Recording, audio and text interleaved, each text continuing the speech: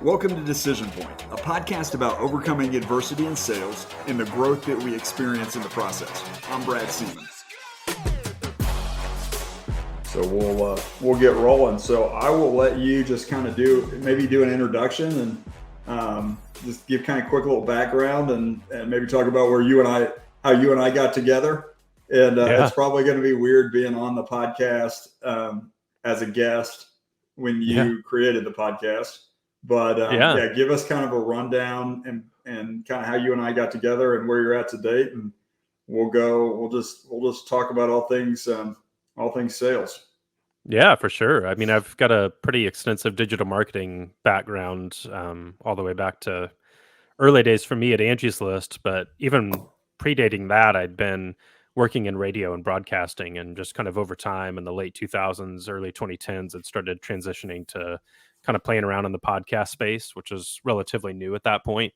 But ended up hosting a podcast at Angie's List, a home improvement show that kind of took off. And that's where I kind of like started to think about what it might look like for a brand to use a podcast as a marketing tool. And, it's been a long road since then, several different startups. But podcasting has kind of always been a sort of an unique element. I feel like almost every stop I've made. But you and I met back in, gosh, what was it? It was 2019. It was prior to the pandemic. Before COVID. Yeah. I'd never heard of Monster Connect, but I'd saw something on LinkedIn and had, put something in. You reached out to me. We ended up, is it 3-day raise up in Fishers? Yeah, is that what it's called? Full day raise. Full day raise. Yeah. But yeah, you and I met up there, had a long conversation talking about marketing. You were telling me all about the product and, how you could envision the brand sort of differentiating Monster Connect from some of the competitors. It really compelled me, and I feel like we hit it off. And probably a month or two later, I was on board helping out with marketing at Monster Connect, and we launched the podcast. I remember the interesting thing about it is we were toying around with this whole idea of like overcoming adversity. The pandemic hits, and then like all of a sudden we're having these conversations. Everybody's facing a whole completely new kind of adversity that we weren't even anticipating as salespeople. And so like for me, that was like the most interesting thing to navigate, is like everybody's like figuring it out on the fly of like, how am I going to, my sales team's remote now, but how are we going to survive through this period? And like those conversations were just so fascinating to hear everybody kind of thinking in real time about what that was going to look like. Yeah, I remember one guest we had on, I won't mention, but they would not take our mail. Like I went out and bought gifts for everybody I still do, on the shows, and they were afraid to open the mail up. So it was a scary time. I forgot about that. Yeah, it was super unique, but it was I don't know. I felt like it was a fun experiment at the time, and it's been amazing. I mean, it's over 2 years later now, and the podcast is still going. It's been cool to watch it from afar, continue to see Monster Connect succeed. So that's been a delight from my perspective.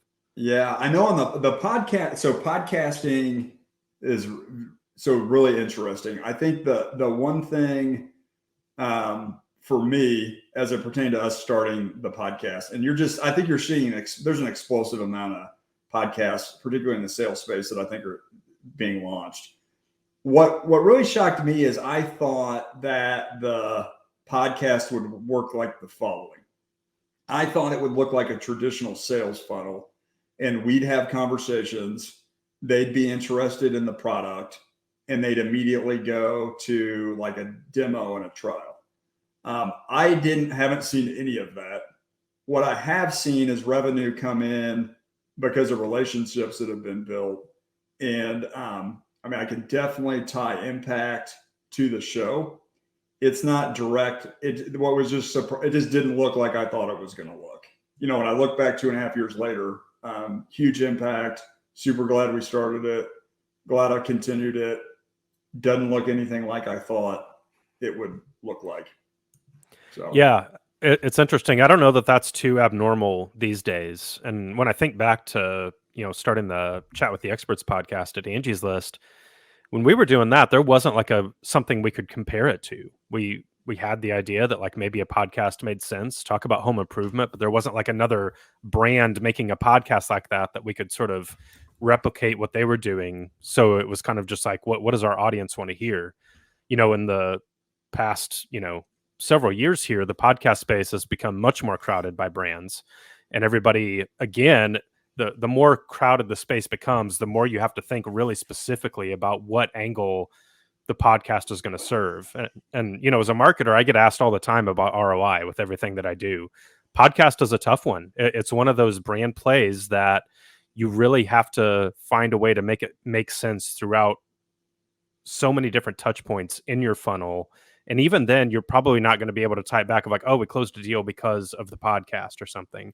But ideally, you can find a way that if the podcast is truly encapsulating your brand message and brand voice in a way that is truly unique and authentic and aligned with everything else you're doing from a marketing perspective, ideally you're going to see that start to grow everything within that marketing funnel.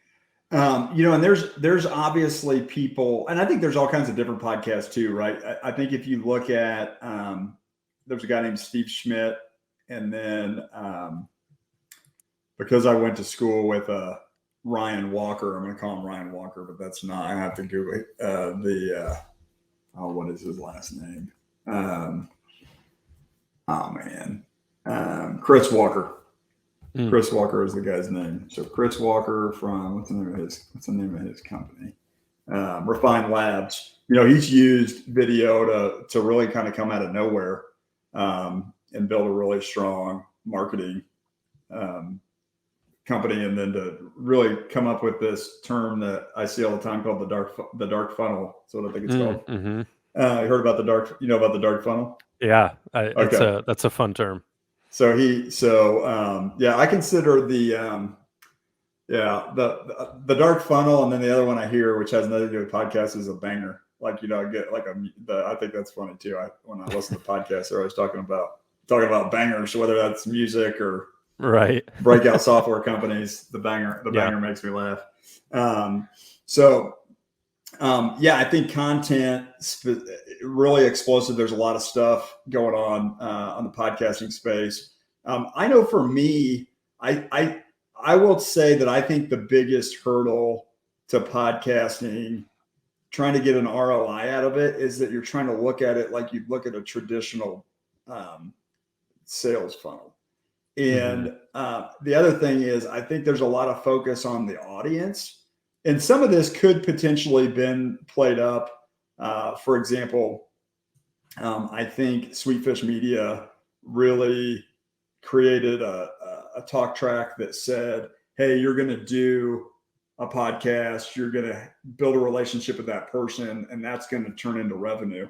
I think that's possible for sure, for that to happen. But what I found is, hey, I built some just really, really good relationships with people. Some of those people I've hired. Some of those people have made referrals. Some of those people have given me information that was very valuable. Whether that was a skill set, information around skill set or deployment, or like how to do something. And for me, I don't know how you put a value on that. We had Jesse Willett on, I think, when you were here. He's really become kind of the speaking head for email deliverability. I have a 2-hour conversation with Jesse, and being in the inbox probably is going to have a limitless return on revenue, which I don't think I would have had that conversation if he hadn't been on the podcast. I don't know that I would have had. I don't know that I would have had the same kind of access to him, or even had a relationship that I have with him if it wasn't for the show. So I don't know. I mean, how do you put? I think what's difficult is how do you put? Relationships are hard to put ROI around. That's right. And I think if I was just going to sit down and sort of write out what I think the benefits of podcasting are, the first one I think it's an easy way, if you don't have a lot of resources, to spin up some kind of content platform. And I think the thing that it did for us is that it just made us look alive. So, when you're not putting out content, when your blog's not updated, and your webs, and you got all these assets out there that aren't consistently being updated. I think, hey, it's really easy to do a podcast. Commit to doing it weekly, and it just at least gives you something that somebody can go look at your LinkedIn, your Facebook, and your website and see that you have a pulse. And I think that's super, super important. So I think without a lot of resources, it's an easy way to get content out the door. To even look, and how do you put, how do you put an ROI on? I think I do really feel like there's a fascination with ROI. I mean, I think it's important, and you want to track stuff, but some stuff is hard to track. And how do you track a good impression? Like, when somebody comes to your company page and they see your blog and they buy into your content and you support and help the sale. How do you draw a connection to that? What's the, how do you do that? I don't think you can. I think it's hard. So I feel like committing to podcasting is just a mindset. It's like it just becomes something you do, in my opinion. Yeah. I mean, it's definitely about consistency. That's a big key to it. If you're not going to be consistent with it, the chances of it working in any form or fashion is pretty small. But you also have to think about, what part of the funnel do you want this content to impact? And that's going to change the way that you structure the show. It's going to change the guests that you bring on. It's going to change the content and where you distribute it. Those are all factors to think about. One of the things that I know we did early with this show and that I always encourage people to do is to put the podcast to work across multiple channels. Don't just, people have their places they go to listen to podcasts, but there's more that you can do with that content than just release a full episode onto, Spotify or Apple Podcasts or wherever people are going to listen. How can you work it into your blog? How does it fit into email? Where does it go, or how does it look when you put it on social media? It's going to be different from place to place, but it's all valuable. And the other thing that I remind people of is that, if you think that content is important to your overall marketing strategy, and almost everybody would say that it is, no matter how crowded the podcast space gets, it's still the only content that you can consume without a screen. So if you're interested in having touch points with your target audience when they're not sitting at their computer, when they're out for a run, when they're driving in the car, when they're making dinner, there's really no other way that you're going to have a touch point unless you're taking an audio route, and podcasting is the best way to do that. So you're right. The ROI question is difficult. It's going to look different based on what your overall initiative is with podcasting as a marketing tool. But certainly, I think there's always going to be a place for strong audio content from a brand perspective that's going to, make an impact. So is there a privacy reason why they don't release who listens to the podcast? Just individual people that listen. Yeah. Like, why can't you see that on a platform? Because I know Apple doesn't release that. I don't think Spotify, I don't think anybody releases it.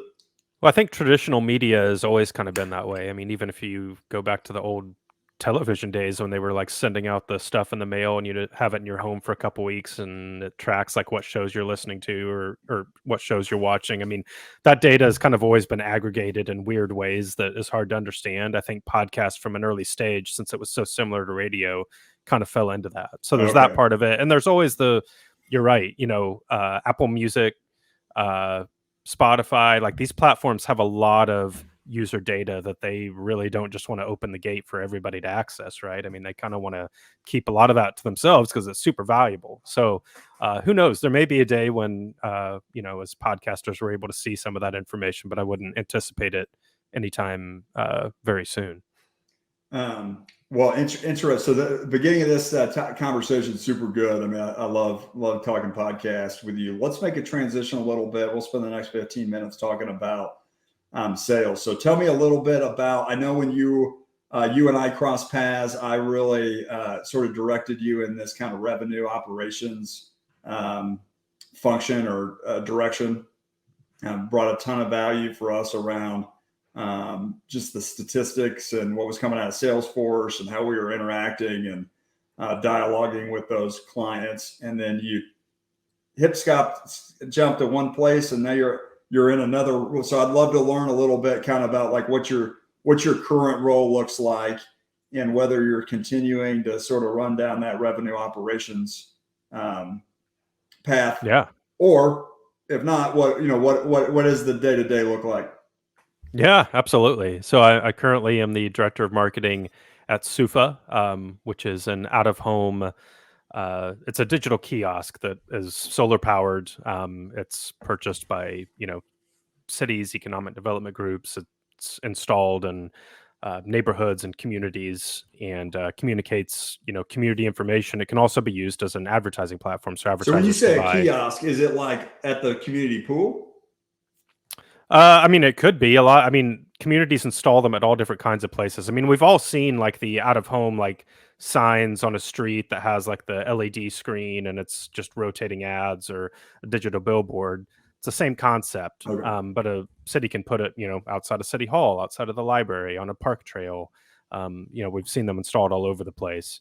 But as an additional revenue generating source, the signs were able to sell advertisements on them. So brands can buy advertising space just like they could on any other out of home medium. So, yeah, I'm there to lead up the marketing efforts.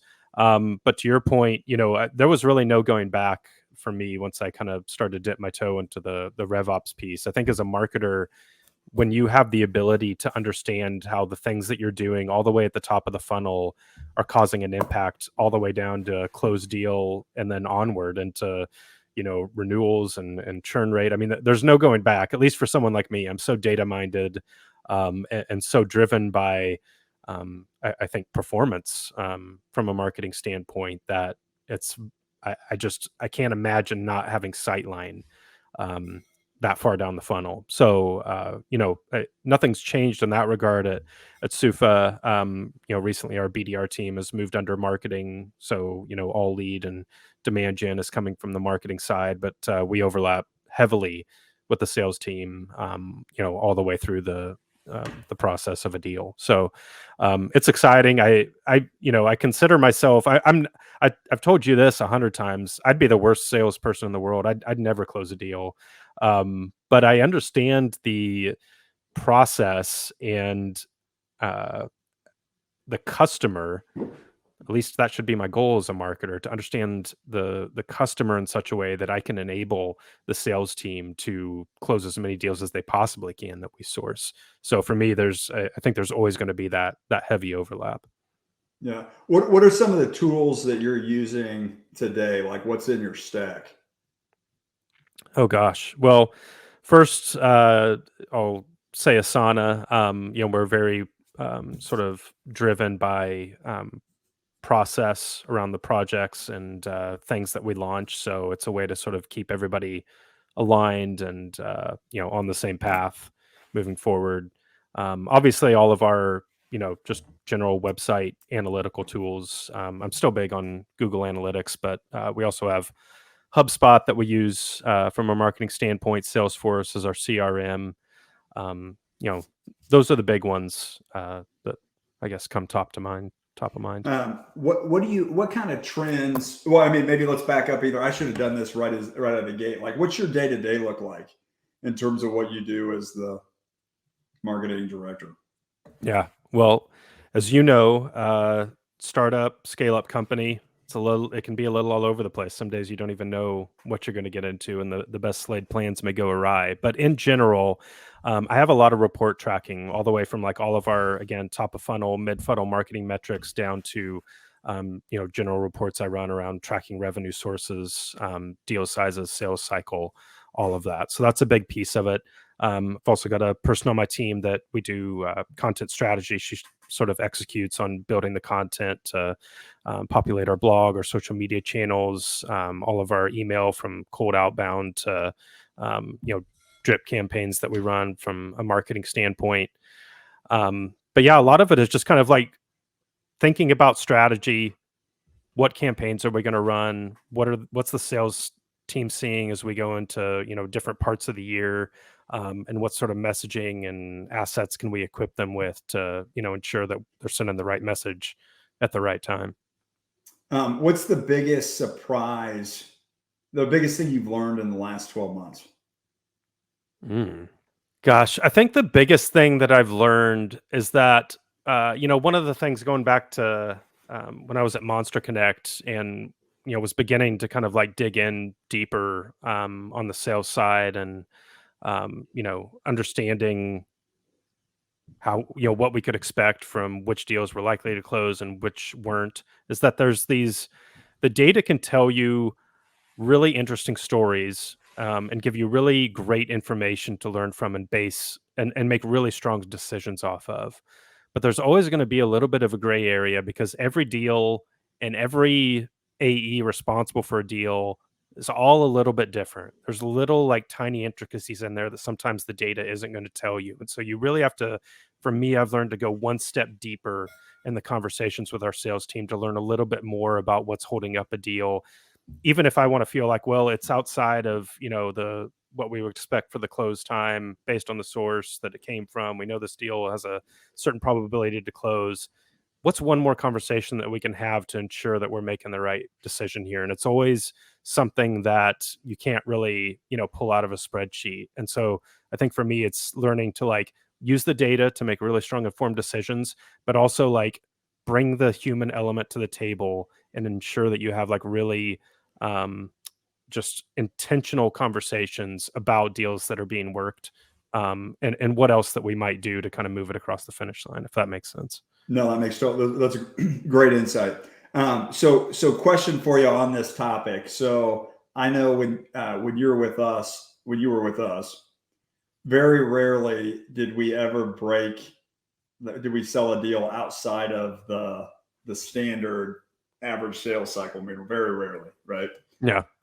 Is that the same case where you're at today? Like, do you see these breakout deals that don't conform to the typical sales cycle? And are you closing everything with like 15 minutes to go in the month? Yeah, there's always going to be outliers for sure, right? So really, it's just making sure that you catch an outlier before you write it off and understand why, there's a case to be made for that specific deal. The other thing for us is that, we have two sides to the business. We have the side where we're selling, our media sales side where we're selling ads on the signs. And then we have the deals where we're selling the physical signs, a lot of times to local city government. And those sales cycles are really long. Are they both different? Like the media? Okay. Yeah, a media sales deal closes much quicker than a deal on our, with landowners and local city governments. And so because those sales cycles are so long, for all the reasons that you can imagine, working with local city governments that have very strict budgets that are allotted in very specific ways, you have to think about those a little bit differently. So the longer the sales cycle extends, I feel like the harder it gets to really zero in. I mean, when you've got a 30-day sales cycle and it's like, well, this deal's been sitting here 90 days, we've had no movement on it, let's move it out of the pipeline and focus on some other things. You can't really do that when the sales cycle is extending, 200. No, very two different business sales cycle models for sure. I mean, if you're selling hardware versus like what we're selling at Monster Connect, Monster Connect straightforward. It's a 30-day sales cycle. It could be a one-day sales cycle. If you can get everybody to move fast. Right. But I mean, it's pretty straightforward. It doesn't take long to make a decision versus you're dealing with governments and, a lot of moving parts. Yeah, for sure. All right. Well, Kyle, this was awesome, man. It was great catching up and I appreciate you coming on. And anything you want to sign off with before we go? Oh gosh, it's so fun to be back talking with you again. It's been such a blast to watch Decision Point and Monster Connect from afar and see some really awesome things happen. And Brad, your skills as an interviewer, it's been awesome to see you really kind of own that role of the show host, and you've got it down. I don't listen to any of the podcasts. I can't hardly listen to them. So do I sound better? Am I getting you sound great better from day one? Okay. Well, my mom keeps telling me that makes perfect. So yeah. All right. Well, good deal, man. Kyle, it was great talking to you. So glad to have you on, man. Glad things are going well. And we'll talk to you soon. Absolutely. Thank you.